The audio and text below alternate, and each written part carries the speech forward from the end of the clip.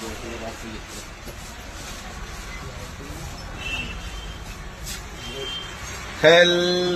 दोस्तों, देखिए हर बार की तरह आयुष इलेक्ट्रॉनिक फील्ड लेकर आए आपके लिए जोरदार प्रोडक्ट। दोस्तों हम लेकर आए आपके लिए इस बार रूम हीटर, शानदार वैरायटी आपको दिखाई जाएगी। फटाफट आपको रेट देते चलता हूँ। दोस्तों ये डबल राड वाला होम हीटर मिलने वाला आपको मात्र 400 रुपए में। बाजार में इसका रेट होता है 650 रुपए। ये रूम हीटर होता है हवा वाला, इसमें हवा के साथ फैन भी होता है। दोस्तों इसे बाड़ा रख लें, खड़ा रख लें, इसका रेट होता है बाजार के अंदर 900-1000 रुपए।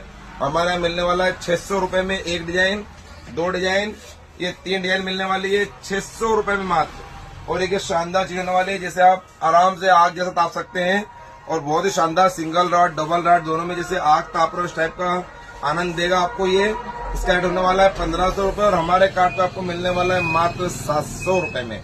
तो आइए दोस्तों आयुष इलेक्ट्रॉनिक पर और लाभ लीजिए हमारे द्वारा दी जा रही स्कीमों का।